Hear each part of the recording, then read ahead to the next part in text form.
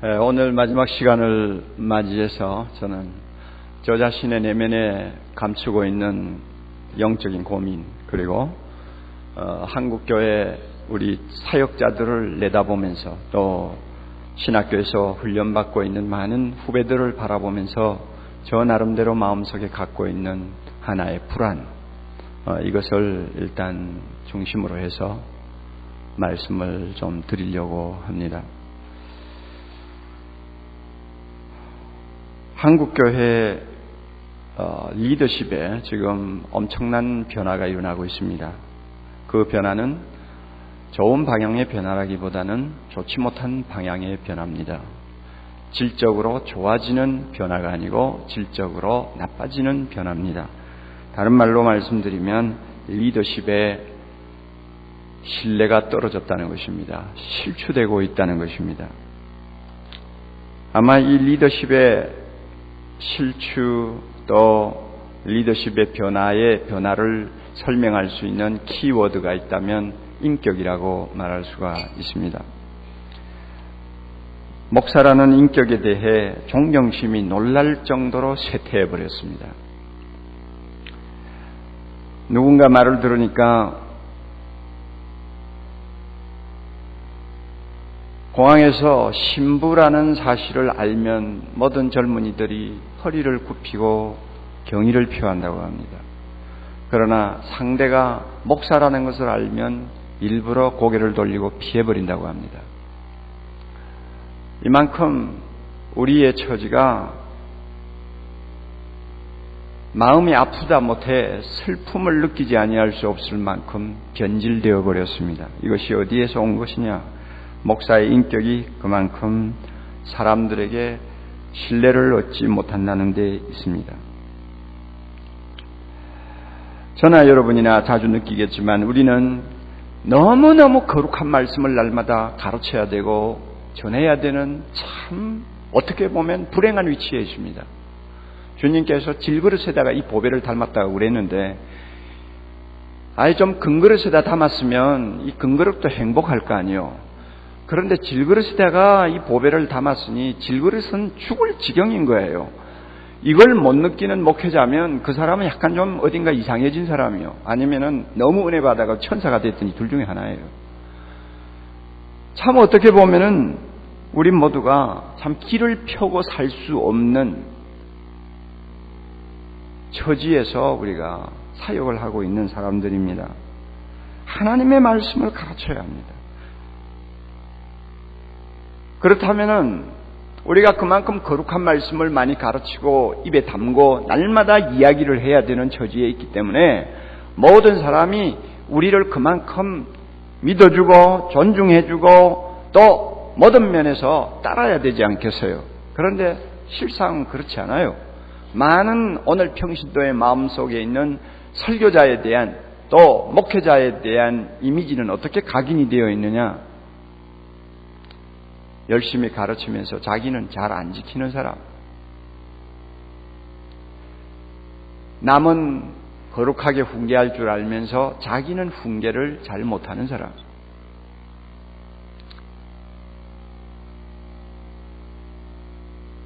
자, 이런 식으로 각인이 되니까 이제는 뭐 기도 많이 한 목사다, 그것 가지고 그 인격이 신뢰를 못 받습니다. 성경 들고 다닌다고 누가 신뢰해 주나요? 설교 잘한다고 누가 신뢰해 주나요? 이제는 모두가 한 수 깎아내려서 사역자들을 평가하고 봅니다. 여러분, 이 말이 거짓말인지 여러분들에게 가까이 와서 존경합니다 하는 사람들의 내면을 조금 더 깊이 읽어보세요. 그들의 내면에 뭐가 있는가? 교회 안에는 불행하게도 은혜 받은 아첨꾼들이 너무 많습니다. 우리는 그 아첨하는 말에 너무 많이 흔들리고 이리 갔다 저리 갔다 합니다. 좀 더 직시해야 될 필요가 있어요. 왜냐하면 오늘 우리의 인격이 말로 표현할 수 없을 정도로 사람들로부터 존중을 못 받고 있기 때문입니다. 그런데 더 심각한 문제가 있어요. 우리 사역자에게 있어서 인격이 이만큼 위기를 만나고 있다고 하는 사실 자체를 심각하게 생각하는 분들이 그렇게 많지 않다는 것입니다. 능력에 대해서는 관심이 많습니다. 능력에 대해서 관심 많아요. 능력 있는 목회자, 능력 있는 설교자, 이런 면에 대해서는 관심이 많아가지고 능력을 입을 수 있는 어떤 무엇이 있다면 눈이 번쩍번쩍해집니다. 그러나 인격에 대해서 이야기하면 별로 관심이 없어요. 교회 부흥에 대한 어떤 방법론을 이야기하면 사람들이 구름대와 같이 모입니다. 그러나 인격에 관한 것을 강조하는 어떤 이야기를 하면 다 눈 감고 좋습니다.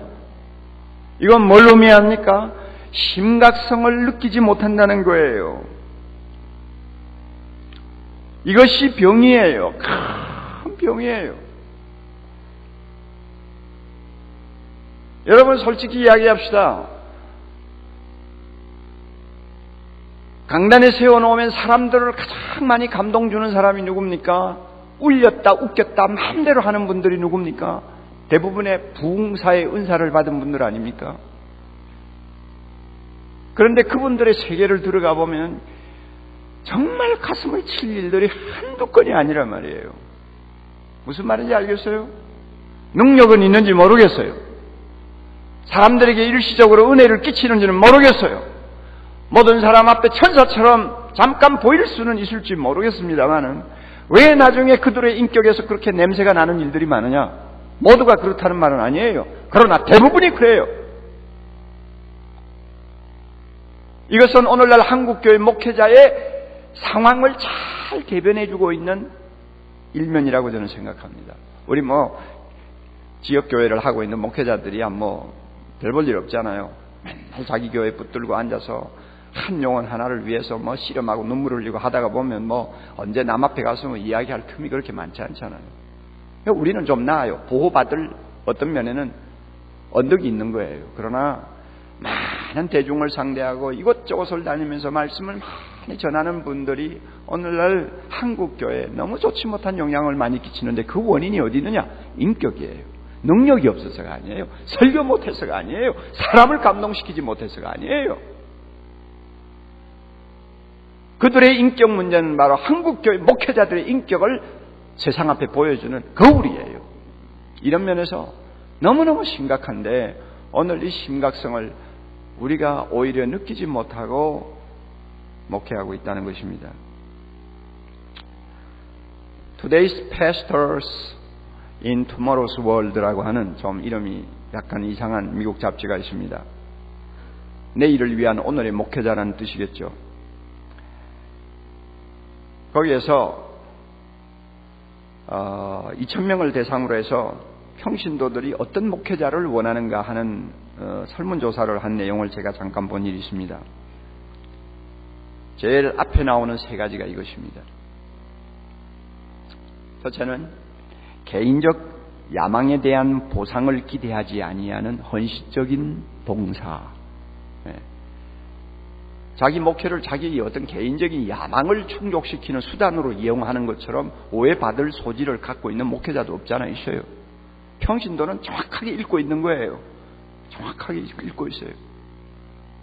벌써 설교하는 말 들으면 저 사람의 마음속에 있는 키워드는 야망이구나, 아니구나, 소명이냐, 야망이냐 금방 알아차려요. 참 기가 막혀요. 배우지도 않았는데 목회자보다도 영성이 뛰어난 것 같지도 않는데 눈치 보는 데는 아주 도사들이에요. 정확하게 알아요.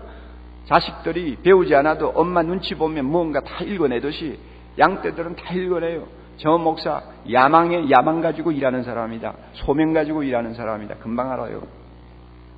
평신도가 원하는 목회자는 인격적으로 자기 야망을 앞세우는 자가 되지 않기를 원하는 것입니다. 두 번째가 뭔지 아세요? 두 번째가 인격적인 신실성을 원했어요.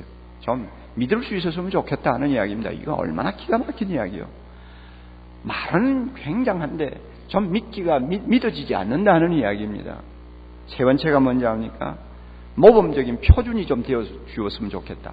좀 따르고 싶은 표준이 좀 되어 주었으면 좋겠다 하는 3가지예요. 그러니까 이 3가지를 다 묶어놓고 보면 한마디로 인격이라는 말에 다 포함이 되는 것입니다. 이게 평신도가 원하는 지도자예요. 지도자 상이에요.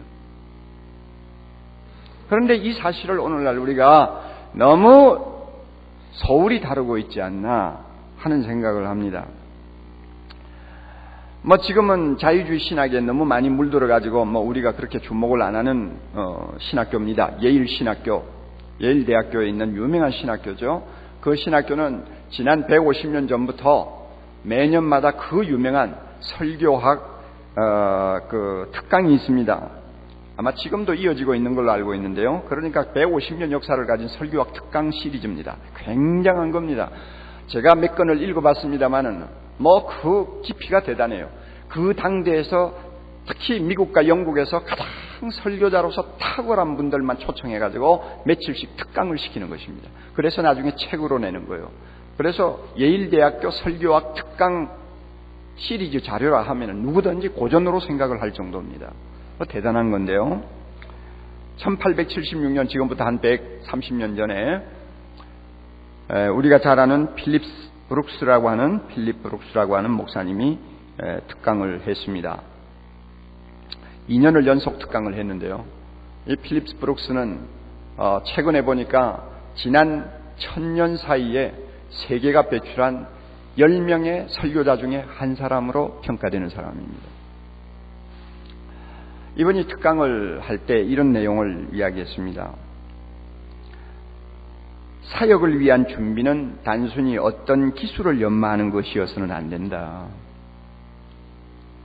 더욱이 풍부한 지식만을 갖추는 것이어서도 안 된다. 사역을 위한 준비는 유능한 말씀 증거자로서 역량과 자질을 갖출 때까지, 이게 중요한 거예요. 자질을 갖출 때까지 전 인격을 연마하는 것이다. 그래서 예일대학교 설교학 특강 시리즈의 기본적인 주제는 인격이라고 합니다. 100년 동안 이어진 주제가 인격이에요. 그만큼 사역자에게 중요한 것은 인격이라는 말입니다.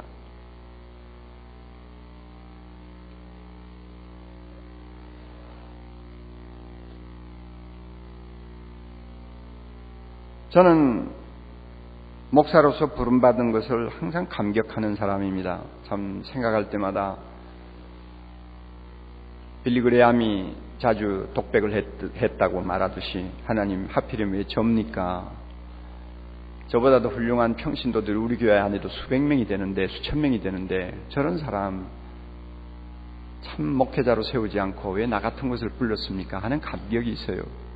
며칠 전에도 우리 교회 장로님들 가운데 지금 시무장로 가운데 한 분, 그 다음에 사역장로 가운데서 두 분이 이제 선교사로 떠납니다. 뭐 연세가 다 50대 중반이 넘었는데 후반기 이제 인생을 선교지에 가서 일하고 싶다. 그래가지고 지난 1년 동안 선교 전문 기관에 가서 철저하게 훈련을 받았습니다. 그리고 한 분은 블라디보스토크의 대학 한국어 교수로, 또 한 사람은 연명과기대 정보통신 교수로, 또 한 분은 미국 풀러 신학교에 가서 3년 공부하고 멕시코로 선교사로 떠나려고, 다 한국에서 1급 두뇌들입니다. 그분들이 이제 금주에 이제 떠났겠네요. 떠나기 때문에 제가 저녁 식사를 특별히 함께 했습니다. 부부 동반해가지고 했는데 그 자리에서 제가 이런 말을 했어요. 제가 그들과 함께 적어도 15년 이상 함께 신앙생활을 했습니다. 저 밑에서 제자 훈련받고 사역 훈련받고 다 나중에는 장로가 되어서 교회를 섬기신 분들입니다. 학적으로 보나 모든 면에서 탁월한 분들입니다. 뭐 지금 직장에서 나와 은퇴한 돈만 가지고도 편하게 살 수 있는 사람들이에요. 그럼에도 불구하고 참 어려운 곳을 찾아갑니다. 블라디보스토크에 가는 그 장로님은 그래요. 학교에서 방 하나 주는데 거기에 주방도 없습니다, 목사님. 그저 그 소련에서 옛날 소련 치하에서 지은 거니까 막 그저 자고 일어나고 하는 그런 어떻게 보면은 벌통 같은 그런 기숙사예요. 그 방 하나 딱 준대요. 목사님 거기 가서 이제 좀 연단 좀 받아야죠 이러더라고요. 그래서 제가 이런 말을 했습니다. 참 나는 한 가지 사랑의 교회를 사역하면서 퀘션이 하나 있어요. 왜 당신 같은 사람을 하나님이 목사로 부르지 않고 나 같은 사람을 목사로 불렀는지 모르겠다고. 당신들이야말로 인격적으로나 헌신면에서 목사 기죽이기 마침 좋은 사람들인데 왜 당신 같은 사람들은 부르지 않고 내 같은 사람을 불렀는지 모르겠다고 그러니까 아이고 목사님 무슨 말씀을 그렇게 하세요 그러더라고요. 그러나 나는 진실한 말이에요. 진실한 말이에요.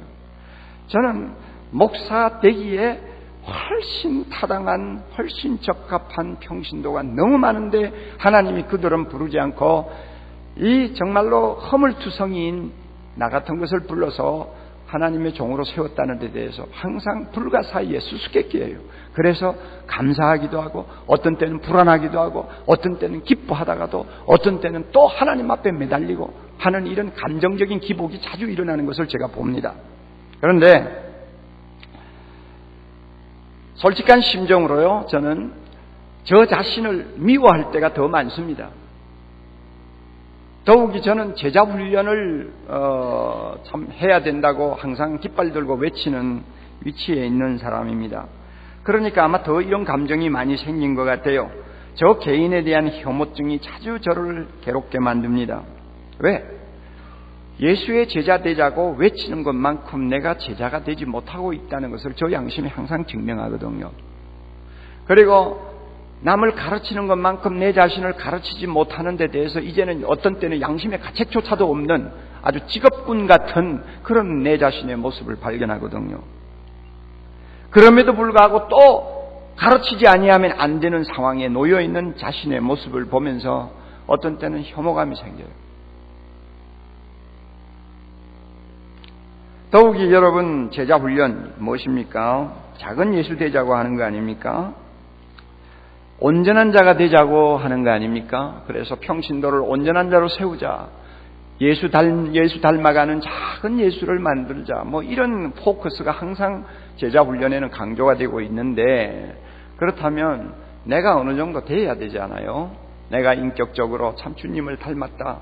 내가 인정하는 것이 아니라 교회가 인정하고 가족이 인정하고 주변의 사람들이 나를 볼 때 인정할 수 있는 어느 수준을 가면서 이런 소리를 좀 하면 좋겠는데 지금까지 나이가 벌써 60이 넘어가도록 저 나름대로 노력은 했습니다만 여전히 별로 달라진 것이 없어 보이는 저의 모습이 어떤 때는 혐오성을 유발시키는 것입니다. 뭐 저의 솔직한 고백이에요. 제자훈련에 대해서 처음에 제가 좀 마음을 뜨겁게 가졌던 이유는 따로 있어요. 예수님이 제자를 만들라고 했으니까 그 명령에 복종해서 목회해야 된다. 이 소명감에서 시작했어요. 그리고 평신도를 깨우면은 하나님의 교회가 놀라운 능력과 역사를 체험할 수 있다는 확신 때문에 이 일에 열을 올렸어요. 그런데 이런 제자 훈련을 뭐 20년, 30년이 넘도록 하다가 보니까 이제는 점점 관심이 어디로 쏠리느냐 하면 저 자신에게 쏠리는 거예요. 도대체 예수의 제자가 된다는 것은 어떤 수준의 인격을 의미하는 것이냐? 그러면 그 인격을 너는 몇 % 정도나 너 자신의 삶을 통해서 보여줄 수 있느냐? 계속 저 자신에게로 이 포커스가 집중되는 것을 제가 지금 계속 느껴요. 그러니까 겁도 나고 불안하고 답답하고 그래서 내가 어쩌다가 이 팔자가 됐나 하는 생각도 하게 돼요. 아니 할 수 있으면 제자훈련이라는 말 하지 않고 참 은혜스러운 설교, 은혜스러운 교육을 얼마든지 할 수 있잖아요. 그런데 가장 힘든 주제를 가지고 제가 설교할 때가 많고 강의를 해야 될 때가 많다는 이 사실 때문에 저는 항상 부담으로 남아 있습니다. 이게 저의 솔직한 고민이에요. 그러나 이런 고민이 저는 모두가 나쁘다고 생각지 않습니다. 뭐 제가 낙천적이 아니어서 그렇다고 보지도 않습니다. 또 제 기질이 어떤 면에는 좀 부정적인 면이 있어서 그렇다고 저는 보지 않습니다. 완벽주의자가 되어서 그렇다고 보지도 않습니다. 이것은 제가 볼 때는 정상이라고 생각합니다. 우리는 질그릇이에요. 질그릇은 고민하게 돼 있어요. 까불지 말라고요. 고민하게 돼 있다고. 고민 없는 질그릇이라는 건 질그릇이 아니에요. 이런 면에서 우리가 인격 문제를 항상 신중하게 다루지 아니할 수가 없습니다. 그래서 저의 관심은 이것입니다. 바울은 어떻게 이 문제를 처리했을까? 바울이라고 뭐 완전했나요? 바울이라고 그 인격에 흠이 없었나요? 절대 그렇지를 않아요. 우리는 서신서를 읽으면서 바울에게서 조금씩 스며나오고 냄새가 풍기는 그의 약점들을 우리는 많이 발견할 수 있습니다. 바울은 나와 같은 고민을 하지 않았을까? 자신의 인격을 놓고 어떻게 해결했을까?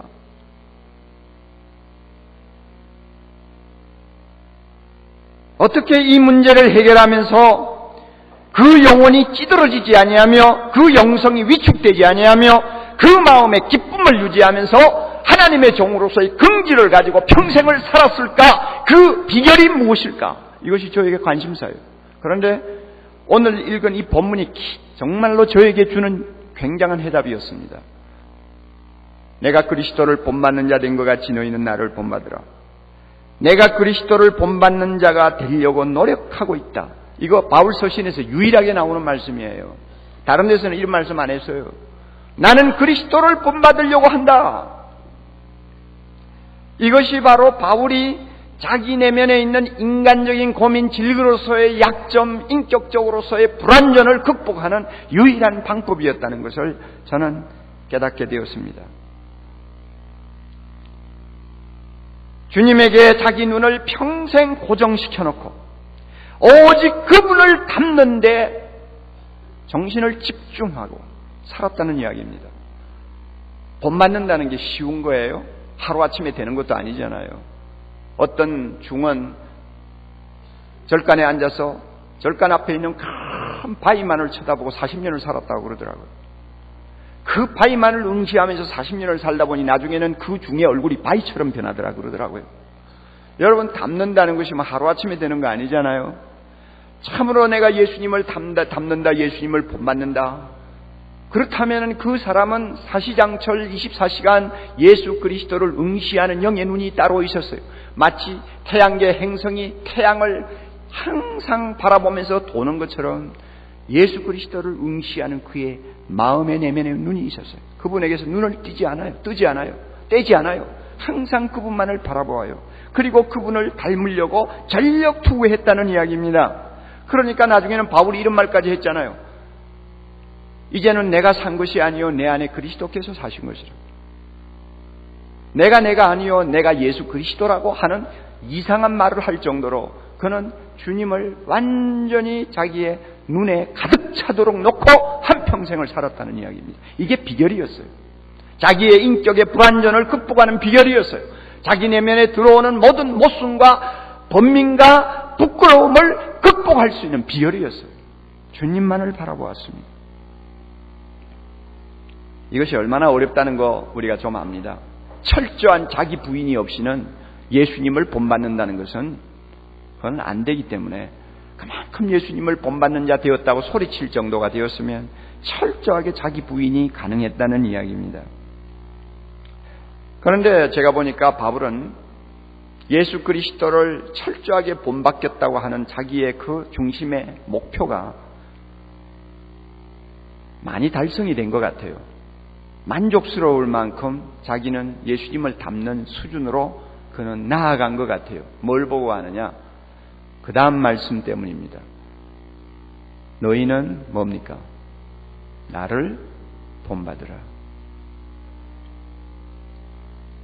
이 말씀을 자기가 할 수 있었던 것은 그만큼 주님을 닮아가는 데 있어서 발전했다는 이야기입니다. 그러므로 주님을 점점 닮아가는 자기를 성도들이 눈으로 볼 수 있는 샘플로 내놓은 것입니다. 너희는 나를 봐라. 나처럼 깊은 영안을 가지고 예수 그리스도를 주목하지 못하는 약점이 너희들에게 있을 것이다. 그러나 염려하지 마라. 내가 보이지 않는 예수를 보여주마. 너희들은 나를 보아라. 나를 보고 내가 하는 대로 따라하라. 그는 자신 있게 그렇게 말할 수 있었어요. 그의 글들을 좀 보면 고린도전서 4장 16절에는 너희는 나를 본받는 자 되라 그랬는데 그렇게 말하는 배경이 뭐냐면 복음을 증거하기 위해서 바울은 낮은 자리, 정말로 낮은 자리, 세상의 더러운 것과 만물의 찢기가 되는 자리까지 떨어지면서 자기를 완전히 비우고 한 생명을 구원하는 데 헌신하는 자신의 모습을 제자들에게 그 성도들에게 보여주면서 너희는 나를 본받으라 그렇게 말씀합니다. 그러면 바울이 세상의 만물의 찢기와 같은 자리까지 떨어지면서 그 모든 수모와 수치를 감수하면서 한 영혼을 구원하려고 전신전력하는 그 자기의 모습, 어디서 배운 것입니까? 누구한테 배운 것입니까? 바로 예수 그리스도에게서 배운 거예요. 날마다 응시하고 날마다 바라보는 그분을 닮으려고 하다가 보니까 예수님처럼 그렇게 하는 거예요. 그러니까 너희는 나를 본받으라. 얼마나 부러운 사람인지 모릅니다. 고린도전서 11장 1절 오늘 읽은 본문 내용의 배경도 뭡니까? 많은 사람의 유익을 위해서 자기 유익을 포기하는 자기의 인격, 자기의 모습을 교인들에게 내놓은 것입니다. 한 영혼을 구원할 수 있다면 나 자신을 기쁘게 하고 나 자신의 유익을 취할 수 있는 모든 것들을 포기한다. 그리고 그 영혼을 구원하기 위해 희생하겠다. 이런 나를 본받으라는 것입니다. 그러면 이런 바울의 모습을 그는 어디서 배웠을까요? 어디서 터득했을까요? 바로 날마다 본받기를 사모하고 눈을 떼지 않고 바라보는 예수님한테서 배운 거예요. 바로 예수님이 그런 분이었잖아요. 자기 유익을 구하지 아니하고 철저하게 자기를 희생해서 썩는 미랄이 되는 주님의 그 삶과 인격을 통해 자기가 그것을 전수한 거예요. 그러니까 그대로 가는 거예요. 그리고 교인들을 보고 나를 본받으라고 말하는 것입니다.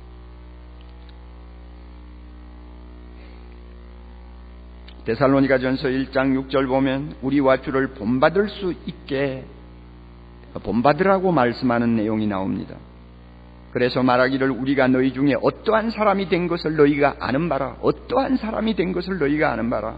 우리가 어떻게 사는지, 어떤 인격을 가지고 너희를 대했는지 너희가 잘 알지 않느냐. 그러니 너희들은 우리를 본받으라. 그렇게 했습니다. 바울이 샘플로 내놓은 그 인격, 자신의 인격은 바로 예수님한테서 배운 것입니다. 그리고 빌립보 3장 17절 보면 또 한 번 그는 나를 본받으라고 말합니다. 나를 본받으라고 말하는 그 배경은 뭡니까? 온전히 이룬 것처럼 자만하기 쉬운 자들을 경고하면서 하시는 말씀이었어요. 온전히 이루었다는 소리 하지 마라. 나는 앞에 있는 표대를 향해서 지금도 달려간다. 마지막 상을 얻기까지 아직도 얻지 못한 자처럼 뒤를 돌아볼 틈도 없이 앞만 향해서 달려간다. 나를 보고 너희는 본받으라 이것입니다. 영적인 세계에는 완전한 자리에 이르렀다고 말할 수 있는 사람이 하나도 없다는 것입니다. 바울처럼 어떤 면에서는 극치에 이른 그런 위대한 지도자도 항상 예수 그리스도를 바라볼 때는 아직도 이루지 못한 사람이요, 아직도 미완성의 상태에 있는 사람이요, 아직도 노상에서 달려가고 있는 자신임을 그는 발견한 것입니다. 그래서 진정한 영적 세계의 건강은 앞에 있는 것을 바라보고 예수 그리스도를 바라보고 아직도 나는 부족하다는 심정을 가지고 달려가는 데 있다. 완전하다고 스스로 자족하는 데 있는 것이 아니라 나는 이만큼 되었다 하고 생각하는 데 있는 것이 아니라 예수님의 수준에까지, 그의 표준에까지 이르도록 하기 위하여 필생을 다해서 달려가는 데 있다는 것을 설명하면서 너희는 나를 본받으라고 그랬어요. 여러분, 바울의 이런 모습은 우리에게 매우 값진 귀감이 됩니다. 저는 지금까지 사역자로서 일을 하면서 누구 하나 보고 나를 본받으라는 말을 입 밖에 낸 일이 없습니다. 여러분은 어떤지 모르겠어요. 내 자식들을 보고도 나를 본받으라는 말 한마디도 못했어요. 내 아내를 보고도 감히 어디 아내 앞에서 그런 말 하겠어요. 도무지 그 말 못했어요. 제자훈련을 지금까지 수백 명을 시켰는지 수천 명을 시켰는지 모르지만 제자훈련을 하면서 소그룹에 앉아서 함께 눈물을 흘리고 어떤 때는 막 너무 좋아가지고 막 배꼽이 나올 정도로 웃고 어떤 때는 너무 슬퍼가지고 같이 눈물을 펑펑 쏟고 서로 손잡고 서로 위로하고 그래가지고 참 은혜의 도가니에 흠뻑 젖을 때가 많이 있었지만 여러분 저를 보고 따르세요. 저를 본받으세요. 감히 그 말 못했어요. 그러나 바울은 나를 본받으라고 하지 않아요. 우리가 이 정도까지 나가야 되는데 참 이것이 안 되는 거예요. 그러니 여러분 어찌 고민을 하지 않겠어요?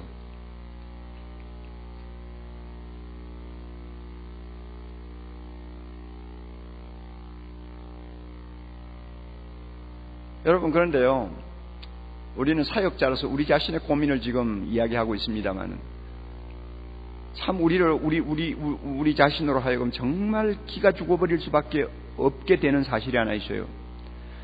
예수처럼 되라, 작은 예수가 되라 하는 것을 교역자에게만 요구하신 하나님의 말씀이 아니에요. 믿는 사람에게 다 요구하는 하나님의 표준이에요. 이게 제자 훈련의 키 아닙니까? 감사하게도 요즘에는 이런 사실을 강조하는 참 훌륭한 분들의 책들이 많이 소개돼서 저 자신도 많은 도전을 받고 있습니다. 우리 장로교에서는 예수처럼 되고 예수처럼 변하는 것은 영화에 해당되는 것이기 때문에 그것은 종말론적으로 해석해야 된다. 그래서 저 세상에 갔을 때 우리는 주님과 같이 될 것이니까 세상에서 너무 그런 면을 강조하는 것은 잘못하면은 율법주의나 아니면 신비주의에 빠지기 쉽다. 뭐 이런 식으로 생각하는 밑바닥이 있어요. 그래서 지금까지 장로교 특별히 우리 교단의 배경을 보면 이런 예수를 담는다 하는 점에 대해서 강조를 많이 못했어요. 성화의 그 점진성은 신학적으로 이야기를 하지만은 그 점진이라는 것을 하나의 이론적으로만 생각을 했지 우리의 인격과 삶이 점점 주님을 닮아가는 경지로 들어가야 된다고 하는 실제적인 면을 강조하지 못했어요. 그러다가 보니까 우리는 모두 인간인데 하는 변명을 가지고 적당한 것을 다 눈 감아주는 현실주의에 우리는 모두가 곤두박질을 치고 말았어요. 이것이 오늘날 우리 한국교회 교역자들의 세계에 냄새가 진동하는 이유 중에 하나입니다. 예수 믿는 사람들에게 다 요구하는 표준이에요. 예수처럼 되라. 교역자에게만 요구하는 거 아니에요. 여러분도 다 책을 읽어보셨잖아요.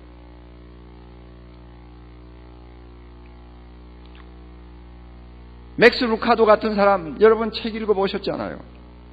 하나님은 당신을 있는 그대로 사랑하신다. 그러나 그대로 두시지는 않는다.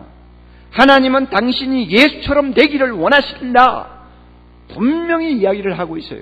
왜 여기 성경적이니까. 우리가 참 존경하고 사랑하는 헨리 나우엔 같은 사람은 더 가슴이 콱 막히는 소리를 하고 있어요.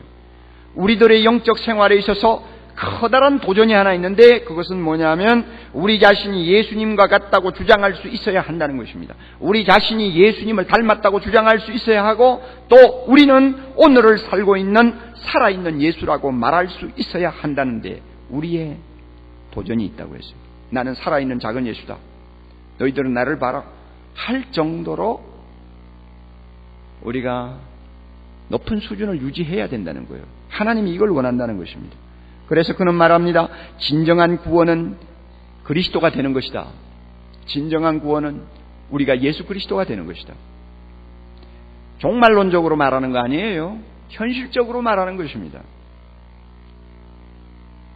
산상수훈에 보면 예수 그리스도께서 말씀합니다. 우리가 가장 부담스러워하고 참 실천하기 어려운 부분 있죠. 원수 사랑하는 거, 그것은 고작 두고 이웃도 제대로 사랑하지 못하고 가족도 사랑하지 못해서 고민하는 우리가 아닙니까? 그럼에도 불구하고 원수까지 사랑하라고 하면서 주님이 주신 유명한 말씀 있잖아요. 너희 하나님이 너희 아버지의 온전하신가 같이 너희도 온전하라. 주님의 요구예요. 이게 표준이에요. 온전이라는 것은 제자라는 말입니다. 온전함이라는 것은 작은 예수라는 말입니다. 그 수준을 하나님이 요구하시는 거예요. 모든 믿는 자에게 하나님이 요구하는 표준이 이 수준이라고 한다면 그들보다도 한 걸음 더 앞서야 되는 사역자들을 향해서 하나님이 요구하는 인격의 수준, 삶의 수준이 어느 정도 이겼느냐 하는 것을 우리가 정말 고민스럽게 진지하게 생각하면서 우리가 기도해야 합니다. 이런 나름대로의 몸부림이 없이 우리는 주님을 본받는다는 것은 그것은 메마른 구호에 지나지 않는다는 사실을 우리는 경험을 통해서 잘 알고 있습니다.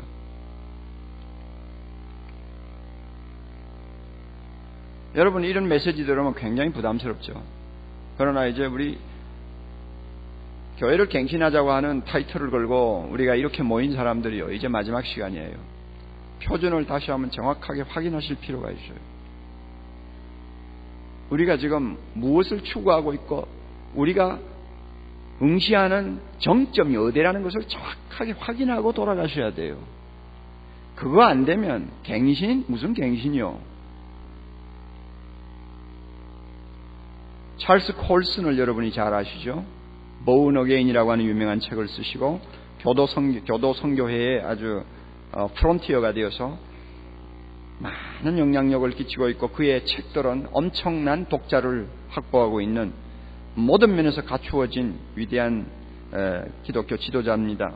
그 찰스 콜슨이 교도 선교회의 사역자, 자기와 함께 일하는 교도소 사역자들을 앞에 놓고 이런 질문을 했어요. 우리가 어떻게 하면 우리 앞에 놓여 있는 이 사명을 잘 감당할 수 있을까요? 어떻게 하면 이 사명을 좀 더 잘 감당할 수 있을까요? 하고 질문을 했다가 금방 무슨 말을 했는가 하면 내 질문 잘못했어요. 질문을 수정하겠습니다. 이것은 잘못된 질문입니다.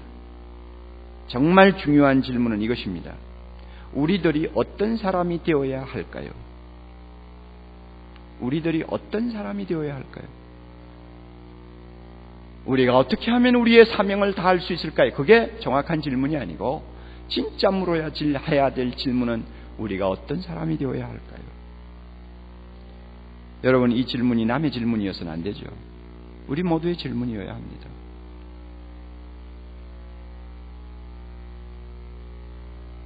척 스윈돌 목사님을 잘 아시죠? 달라스 신학교 지금 총장으로 있는 스윈돌 목사님은 자기와 함께 일하는 부교육자들 또 사역자들과 함께 늘 확인하는 가이드라인을 하나 갖고 있다고 합니다. 지침이죠. 그 가이드라인, 그 지침을 놓고 자주 자기 자신을 점검하도록 한답니다. 공적으로 앉아서 이 지침을 놓고 서로 질문하고 대답하고 해서 자기 자신을 항상 점검하도록 한다고 합니다. 아주 미국 사람다운 태도예요. 그들은 매우 구체적이니까요. 실제적이고요. 지난주에 어디서든지 사람들의 의심을 살 만한 여성과 같이 있은 일이 있는가? 요거 질문, 첫 번째 질문. 지난 주간 동안 사람들이 봤을 때 하고 의심을 한다든지 좀 이상하게 볼 만큼 좀 의혹적인 어떤 이성과 함께 단둘이 앉은 일이 있는가? 이거 체크하는 거예요.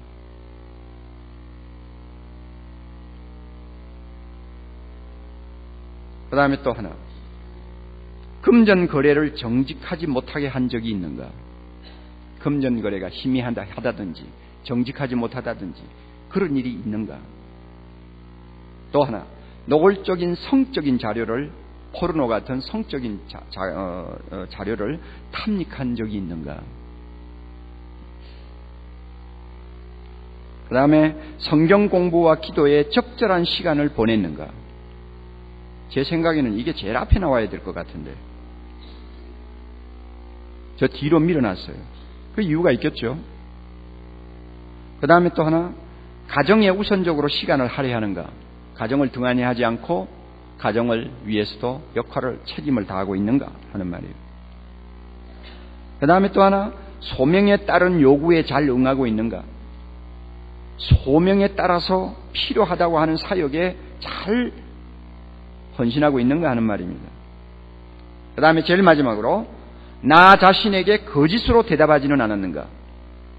지금 한 가지 질문 하나하나에 대한 대답이 자신의 양심으로 비추어 볼 때 거짓말이 아닌가 하는 이야기입니다.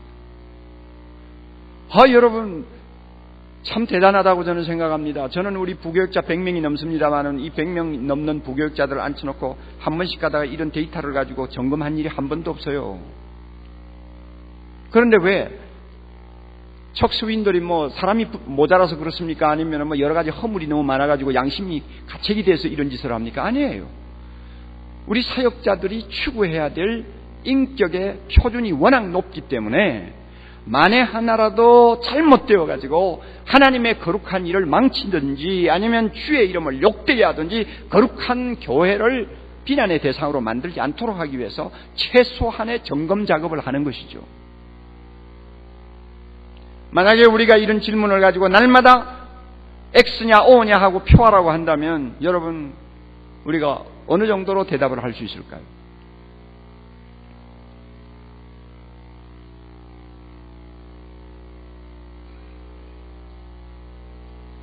다시 말씀드립니다. 교인들이 교역자들에게 요구하는 인격의 수준이 어느 정도인가를 늘 염두에 두세요. 교인들 자신이 주님을 닮아가려고 몸부림을 치는 마당인데 교역자에게 여러분 요구하는 수준이 있을 거 아니에요. 자기와 똑같아가지고 만족할 수 있을 것 같아요? 안 되잖아요. 이것이 저로 하여금 번민스럽게 하는 것입니다. 어떤 때는 목사 그만두고 싶어하는 생각이 자주 일어나게 만드는 이유입니다. 이거는 완벽주의에서 오는 어떤 병적인 사고가 아니에요. 성경적인 뿌리를 가지고 자신을 검증할 때 피할 수 없는 질문이요, 피할 수 없는 고민이라는 이야기입니다. 그러나 이것은 중요합니다. 유익한 것입니다. 교인들이 목회자에게 요구하는 수준이 있다는 것을 잊지 마세요. 적어도 자기보다는 나아야 된다고 그들은 생각합니다. 모범이 되어야 된다고 생각을 합니다. 우린 이걸 알아야 돼요. 미국 국민들이 대통령한테 요구하는 도덕적인 수준이 어느 정도 높은가, 인격적인 수준이 어느 정도 높은가를 가끔 보면 놀랄 때가 있잖아요. 클린턴이 그렇게 개망나니 짓을 했는데도 그저 적당하게 용납을 하고 넘어가는 것을 보아도 참 굉장하다고 느끼는데, 또 그 반면에 그들이 대통령 될 사람에게 엄청난 수준을 요구하는 것도 우리는 보게 되고 또 놀라게 됩니다. 좋은 예가 지난번 대통령 선거 때 있었지 않습니까? 미국 역사상 참 가장 치열한 선거전이었다고 말할 수 있을 만큼 고어와 부시가 박빙의 표차를 가지고 승부를 가르는 혈투였어요. 처음에는 인기투표에서 고어가 얼마간 앞섰어요. 우리가 잘 아는 바와 같이 앞섰는데 막판에 접어들면서 부시가 점점 전세를 역전시키기 시작했어요. 그래서 엎치락뒤치락 하는 일이 한동안 계속됐어요. 이제 선거 막판에 두 사람이 텔레비 토론을 했습니다. 토론을 했을 때 그 평가가 어떻게 나왔습니까? 고어가 훨씬 잘한다. 고어가 훨씬 잘한다. 똑똑하다. 이렇게 평가하는 사람들이 많았습니다. 그래서 고어 쪽에 인기가 넘어갔어요. 그럼에도 불구하고 나중에 지지도를 조사해 보니까 부시가 앞서는 거예요. 기자들이 이상하다고 생각했습니다. 왜 TV 토론에서 고어가 훨씬 잘했다고 평가를 하면서 지지할 때는 부시 쪽으로 가느냐 말이에요. 그 이유가 어디 있느냐? 기자가 분석해서 써놓은 글이 있어요. 대답은 간단합니다. 고어보다도 부시가 인격적으로 더 신뢰가 간다는 것입니다. 부시가 고어에 비해서 훨씬 더 정직한 지도자가 될 수 있다는 신뢰가 간다는 것입니다. 67%의 사람이 그렇게 대답했어요. 두 사람 보면 똑똑하기는 고어가 똑똑해. 그러나 신뢰는 부시 쪽이 훨씬 낫다. 왜 고어를 그렇게 보느냐 하는 데 대해서 국민들의 대답은 이것입니다. 고어는 대통령이 되기 위해서라면 무슨 말이라도 서슴지 않고 할 수 있는 사람, 이렇게 딱 이미지가 박힌 거예요. 대통령이 될 수만 있다면 무슨 말이라도 서슴지 않고 할 수 있는 사람으로 그들은 본 것입니다. 그렇게 보는 사람이 10 중에 6명이나 됐어요. 고어의 말이 굉장히 화려합니다. 그리고 고어는 평생에 자기도 모르게 좀 과장하는 습관이 그의 몸에 배어 있었다고 합니다. 그래서 상당히 표현이 화려해요. 그래서 사람들을 감동시킬 수는 있어요. 그러나 정말 저 말을 믿어야 될 것이냐 안 믿어야 될 것이냐 하고 물을 때는 그것은 또 하나의 다른 문제를 야기시킨 것입니다. 가만히 보니 약간 말 주변도 없어 보이는, 또 좀 약간 좀 배운 데가 좀 부족한 것 같아 보이는 부시 쪽이 대통령이 되면 훨씬 더 진실한 지도자가 될 수 있겠다 하는 확신을 국민들이 하게 된 것입니다. 여러분, 이것은 우리에게 시사하는 바가 참 많습니다. 세상에서 더럽고 냄새나는 데가 정치판인데, 정치판에 대통령이 되는 데에도 국민들이 그 정도의 어떤 표준을 요구하고 있어요. 그렇다면 날마다 거룩한 하나님의 말씀만을 가르치고 외치는 자리에 있는 사역자들에게 교인들이 요구하는 표준이 어느 정도일까요? 또 세상 사람들이 기대하는 표준이 무엇일까요?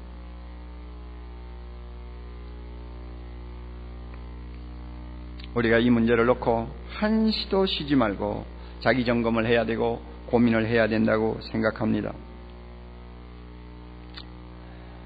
저는 이번 수련회 참석해서 참 행복합니다. 시간마다 귀한 종들을 세우시고 참 우리에게 필요한 은혜를 폭포수같이 쏟아주시고 여러분들도 참 말씀을 듣는 시간이나 기도하는 시간에 진지하게 임하는 모습을 볼 때 참으로 이 한국교회에 아직도 소망이 있다고 하는 생각을 갖게 되었고, 우리 모두가 힘을 합하면 못할 일이 없겠구나, 하나님께서 놀라운 일을 앞으로 하실지도 모르겠다고 하는 기대감을 저 자신이 갖는 것도 사실입니다.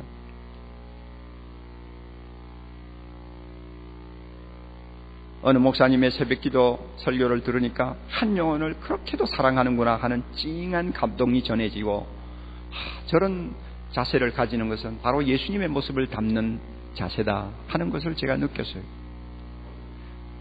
또 오늘 아침에 여러분 새벽에 들은 말씀을 잘 기억하시죠? 어떤 장로님을 표준으로 놓고 나도 저 장로님처럼 이웃을 사랑하자. 그거 따지고 보면 누구를 본받는 것입니까? 누구를 본받는 거예요? 예수님을 본받는 거예요. 조금이라도 더 주님을 닮아가고자 하는 그 몸부림이 그 교역자의 말에서 배어 나오지 않아요? 저는 그런 모습을 보면서 저 자신을 다시 돌아보게 되고, 나도 저렇게 해야 되겠다 하는 참 각오를 또 한 번 하게 됩니다. 또 저녁 집회를 맡은 정 목사님 설교를 여러분이 들으면서 많은 것을 생각했을 거예요. 예수님 때문에 참 행복한 목회자 한 분을 우리가 보는 것처럼 우리는 느꼈어요. 예수님으로 인해서 그렇게 행복할 수 있다면 그 내면에는 몸부림이 있는 것입니다.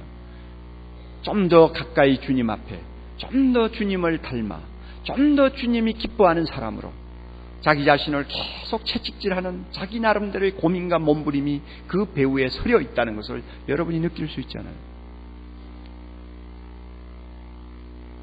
저는 그 설교를 들으면서 저에게 하나님의 음성이 있었어요. 너 제자훈련 목회를 늘 외치는 사람인데 하나 내가 물어보겠다. 너는 나를 얼마만큼 아냐? 너는 나를 얼마만큼 알고 그러냐? 이상하게 자꾸 그 음성이 떠나지를 않아요. 지금도 안 떠나요. 너 자꾸 예수님 닮으라고 하는데 너 나를 얼마만큼 알고 있니? 도대체 얼마만큼 알고 있는 거예요?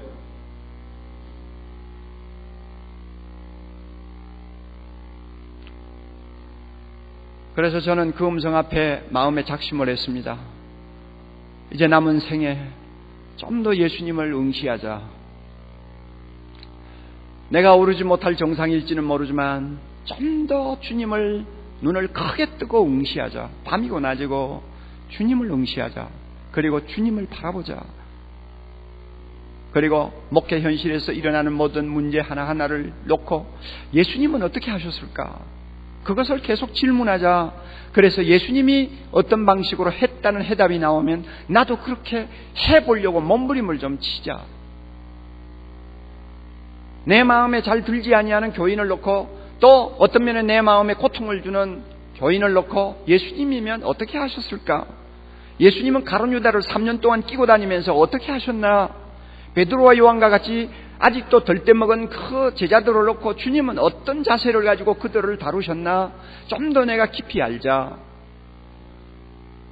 예수님은 한참 인기를 끌고 승승장구할 때에 그는 어떻게 철신을 하셨나? 주님을 좀 더 내가 응시하고 좀 더 깊이 바라보면 주님이 하신 그 언동을 통해서 내가 닮아야 될 중요한 핵심이 있는 것을 압니다. 나는 좀 더 주목해야 되겠다. 주님은 사람들로부터 인기를 잃어버리고 저 밑바닥까지 추락할 때 어떻게 하셨나? 주님은 그 순간순간을 어떻게 극복하면서 하나님 앞에서 자기 자신을 지켰는가? 내가 좀 더 주님을 알려고 노력하면 내가 그런 처지에 빠졌을 때 분명히 주님은 대답하실 것이다.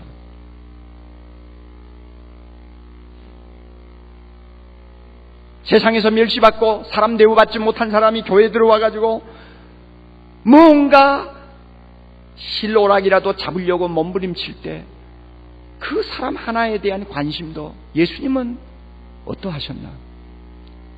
주님은 사람 대우받지 못한 여자 하나를 어떻게 다루셨나? 병으로 인해서 인생을 완전히 포기한 사람들을 하나하나 놓고 주님은 어떤 심령을 가지고 그들을 찾아가셨는가? 나는 거기서 배워야 되는 거예요. 좀 더 배워야 돼요.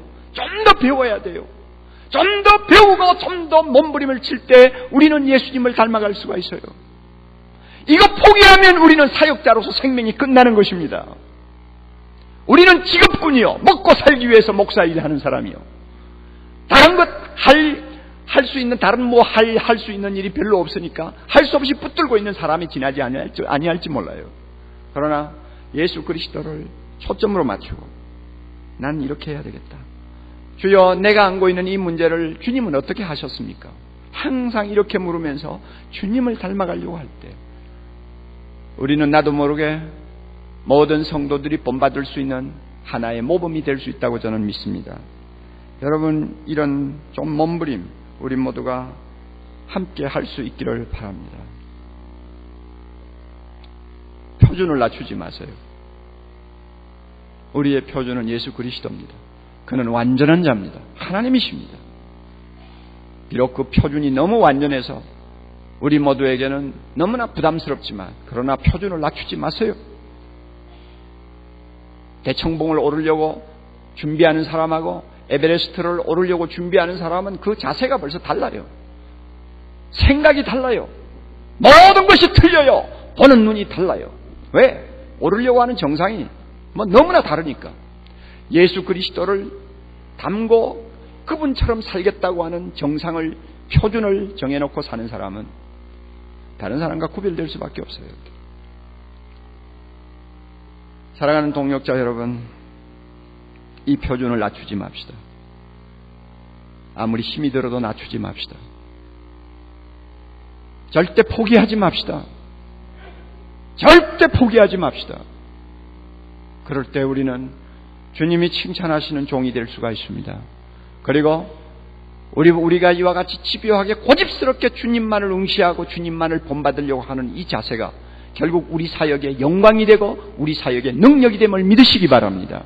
이 능력을 우리가 갖고 있는 이상 어떤 문제도 겁나는 거 없어요. 세상이 아무리 악해져도 겁날 거 없어요. 세상이 종말을 향해서 달려가면서 하나님을 대적하는 세력들이 구름대와 같이 일어난다고 해서 우리가 위축될 필요가 없어요. 예수 그리스도는 승리자입니다. 예수 그리스도 그분 앞에서는 모든 것이 이미 해결된 상황이에요. 1000년 전에도 세상은 여전히 악했어요. 2000년 전에도 세상은 여전히 음란했어요. 똑같아요. 우리는 금방 세상이 나빠지고 잘못된 것처럼 호들갑 떨 필요가 없어요. 세상은 항상 똑같았어요.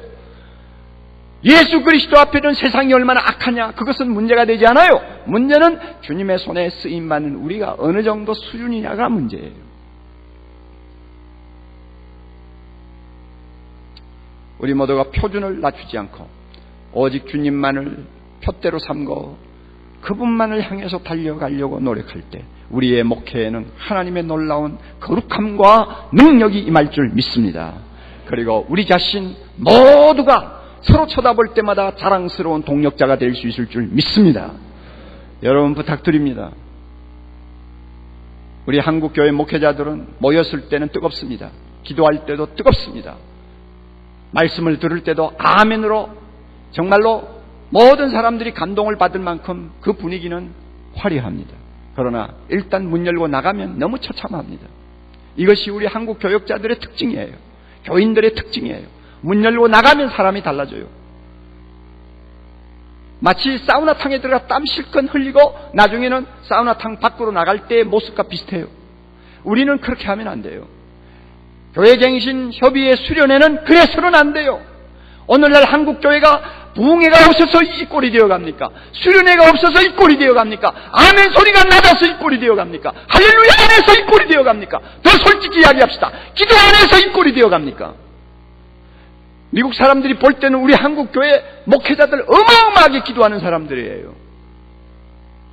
그러나 기도를 적당하게 하는 것처럼 보이는 그들과 비교할 때 우리는 어떤 면에서는 너무나 초라하게 보이는 이유가 무언가를 발견해야 합니다. 실추된 우리의 인격을 회복합시다.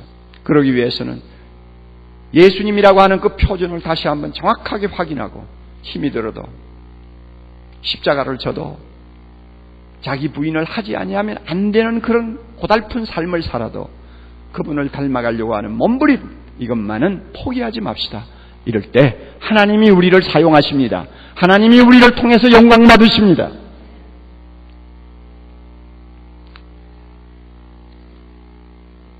마지막 시간이니까 우리 한국교회를 가슴에 안고 부흥이라고 하는 고영원 씨의 찬양을 좀 함께 불렀으면 좋겠습니다. 그 찬양 속에 우리의 탄식이 들어있습니다. 우리의 회개가 들어있습니다. 그리고 그 찬양 속에 우리의 비전이 있습니다. 그 찬양 속에 하나님의 소원이 들어있습니다.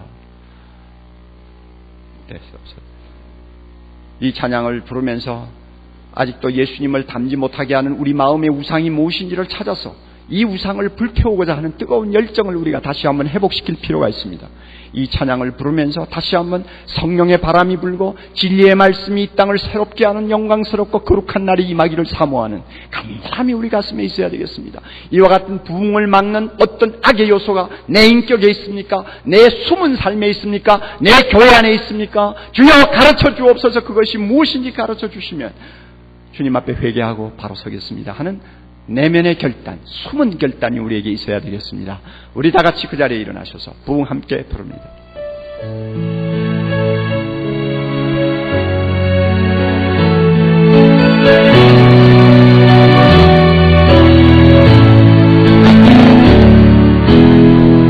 이 땅의 황무함을 보소서.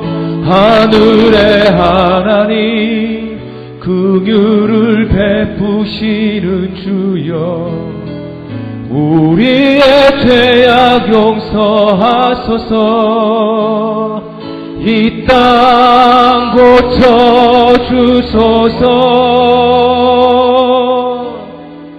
이제 우리 모두 하나 되어 이 땅에 무너진 기초를 다시 쌓을 때 우리의 우상들을 태우신 성령의 불 임하소서. 부흥의 불길 타오르게 하소서. 진리의 말씀 이 땅 새롭게 하소서. 은혜의 강물 흐르게 하소서. 성령의 바람 이제 불어와 주의 영광 가득함 새날 주소서.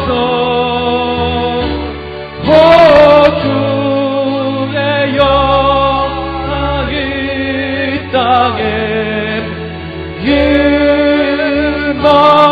임하소서. 이 땅의 황무함을 보소서. 하늘의 하나님 긍휼을 베푸시는 주여, 아버지 우리의 죄악 용서하소서. 아멘. 이 땅 고쳐주소서. 주여 고쳐주시옵소서. 주여 이제 우리 모두 하나 되어 이 땅에 무너진 기초를 다시 쌓을 때 우리의 우상들을 태우신 성령의 불 임하소서. 부흥의 불길 타오르게 하소서. 진리의 말씀 이 땅 새롭게 하소서. 은혜의 강물 흐르게 하소서. 성령의 바람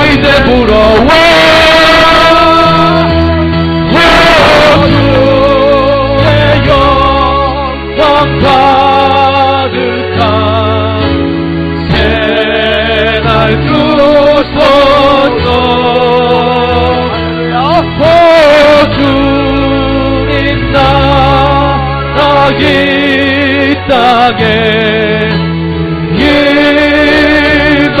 임하소서 임하소서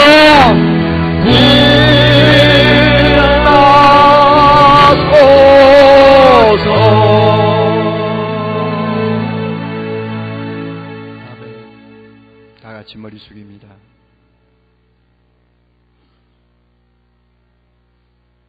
우리는 이번에 참석해서 첫 시간에 목회자의 자기 성찰이 왜 중요한가를 우리가 들었습니다. 한 가지 한 가지들 모두를 다 우리 마음에 담고 깊이 다시 한번 되새기면서 성령의 음성을 들어야 합니다.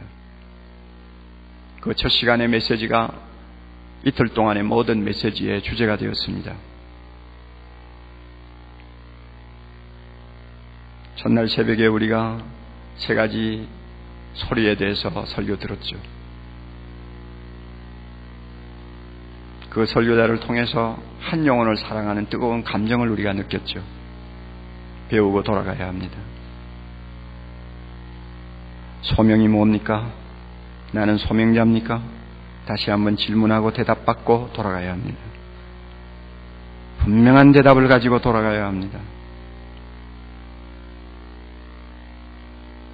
그리고 여러분, 행복한 목회자가 되기 위해서 우리가 어떠해야 될 것인가를 참 깊이 있는 말씀을 통해서 들었어요. 충분할 때까지 기도해야 합니다. 우리의 문제에 대한 정확한 대답을 얻을 때까지 주님 앞에 엎드려야 됩니다.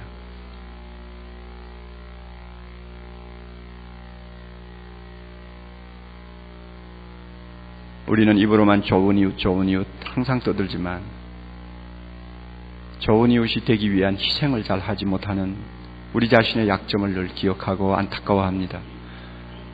그 설교를 들으면서 예수님처럼 살려고 하는 사람은 저래야 되겠구나 하는 것을 우리가 배웠지 않습니까? 오늘 마지막 시간 우리의 표준입니다. 예수 그리스도입니다. 절대 낮추면 안 됩니다. 낮추면 세속화됩니다. 낮추면 망합니다. 낮추면 세상 사람하고 다른 바가 하나도 없어요. 맛일은 소금되고 맙니다. 우리의 표준 정확하게 우리가 확인하고 돌아가야 합니다. 우리 한 목소리로 짧은 시간 주님 앞에 간절하게 기도합시다.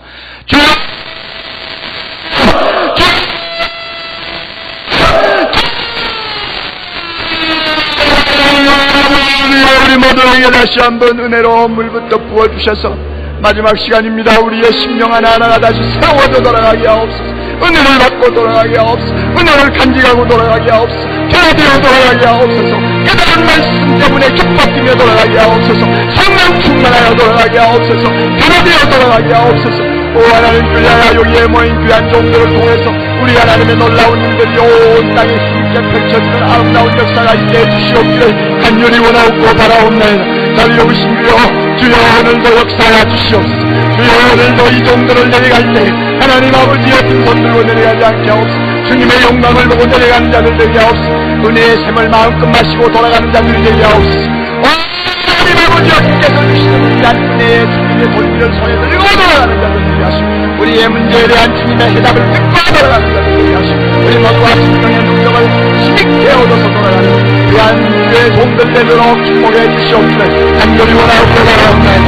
한 사람 자도 주여 돌고 내려간 자 없게 하옵시고 한 심령이라도 내 마음의 심령으로 내려간 자 없게 해 주시옵소서. 주여 도와주시고 은혜를 베풀어 주시옵소서.